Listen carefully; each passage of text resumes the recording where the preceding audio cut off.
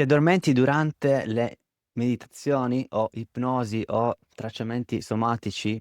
Soffri di dolori persistenti, arrivi a sederti o sdraiarti nel letto, inizi questi audio e alla fine crolli. Questo capita molto spesso alle persone che seguo, le persone che seguono il mio canale. Questo però è un buon segno? Non è un buon segno? Parliamone in questo video. Molte persone pensano che stiano perdendo magari l'efficacia del lavoro, dell'ipnosi o della meditazione.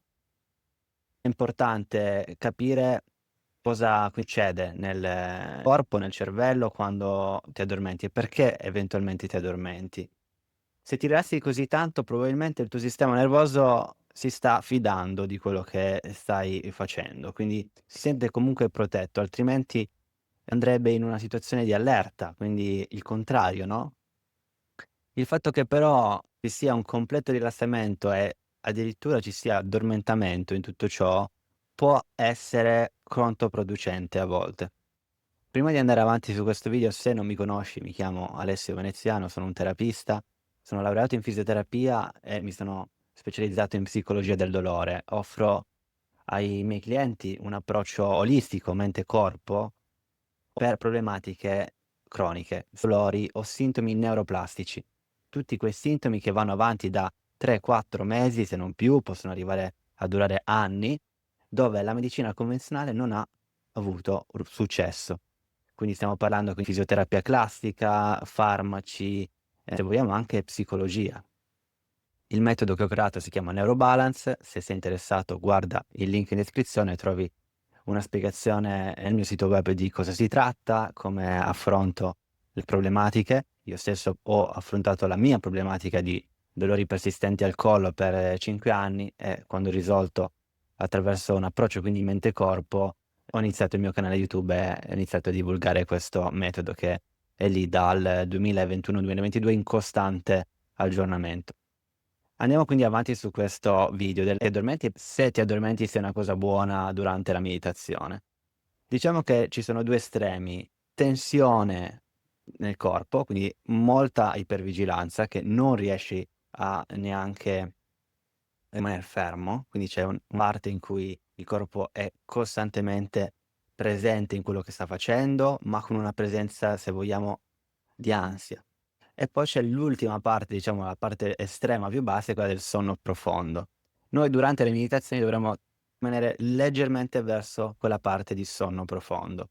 Stiamo parlando comunque di vibrazioni del cervello, chiamiamo vibrazioni gamma, ma qui non entriamo nel dettaglio, sono comunque stati pre-sonno e in questi stati pre-sonno riusciamo a cambiare i percorsi neuronali con più facilità e con più efficienza. Ovviamente questo dovrebbe essere fatto sistematicamente in modo costante durante le giornate. Quello che vogliamo quindi è che il rilassamento profondo osservi le sensazioni corporee con curiosità. Sei presente ma non stai lavorando attivamente. Il cervello quindi registra, nuove esperienze, sente il corpo, ma non sente paura. Quello che succede quindi nel sonno è che ti addormenti, il cervello totalmente cosciente si spegne e non c'è un lavoro di reprocessing, ovvero di riprocessamento delle sensazioni. Perché c'è tutta questa parte della corteccia prefrontale che si, dovrebbe attivare per consolidare tutto quello che stai facendo, ma si spegne. Si spegne perché ti addormenti. Quindi cosa fare? Ci sono 4 strategie per rimanere nella zona giusta e queste, sono le stesse strategie che do dentro il mio percorso Neurobalance, questo metodo. La prima è quella di se noti che le meditazioni ti fanno addormentare, probabilmente stai usando una posizione sbagliata. Sei sdraiato e quindi ovviamente ti addormenti. Se rimani in posizione seduta, probabilmente questo addormentamento non arriverebbe così con facilità. 2. Usa un'ancora sensoriale. Tieni un punto di contatto presente, che può essere il tuo respiro, okay, quando noti che comunque stai shiftando verso quella parte più non conscia, rimani nel presente cosciente sul respiro, mani nel pavimento, e porto ogni tanto l'attenzione a quell'ancora, a quel punto. Deciderò prima di entrare in meditazione. Numero 3, fai delle sessioni brevi, quindi non andare su una meditazione che sai che dopo i 10 minuti crolli, a meno che non è una meditazione fatta per andare a dormire. A quel punto non è un problema. Ma se stai facendo una meditazione mirata a un riprocesso del dolore, e son 10 minuti e crolli, sono delle meditazioni che puoi fare da 5 minuti. È importante fare 5 minuti fatti bene, che poi 10 minuti in cui vai ad addormentarti. So che molti di voi si addormentano magari dopo i 10, 15 minuti, quindi rimaniamo comunque in meditazioni più corte. Numero 4, scegli il momento giusto per fare le meditazioni, non farle subito dopo il pranzo o subito dopo esserti svegliato la mattina. Ecco perché la mattina consiglio attivare il corpo con movimenti e poi fare eventualmente della meditazione dopo. Ricorda infatti che lo yoga, le asana, le posizioni di asana vengono fatte come prerequisito per una meditazione e solo dopo le asana c'è un rilassamento. Quindi la meditazione viene fatta per un riprocesso del cervello. Quindi se ti addormenti non è comunque un fallimento, non è qualcosa per cui dici: "No, non sono in grado di meditare". Vedi questi 4 punti, attua una di questi 4, tutti e 4, testa queste strategie e porterai dei miglioramenti. Quindi il rilassamento è un punto di partenza, però non è, la destinazione. E la destinazione è quella del riprocesso delle sensazioni.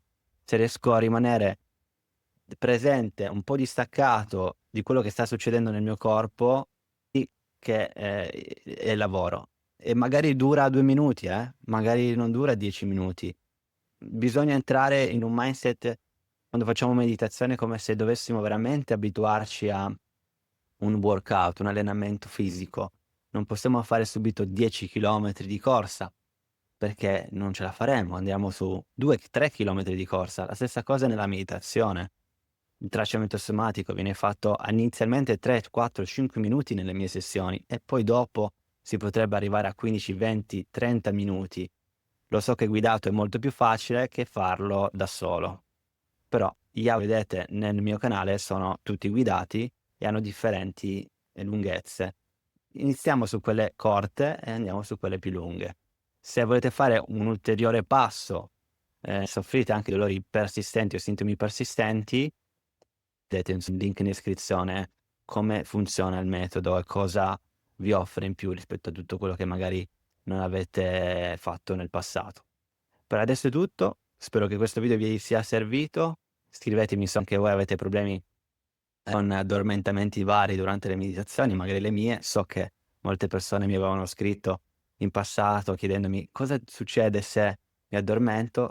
Spero che aver risposto a questa domanda. Non è un problema addormentarsi, però perdi un po' di efficacia di quello che, la meditazione o le mie meditazioni potrebbero darti. Okay? Per adesso è tutto, ci vediamo alla prossima puntata.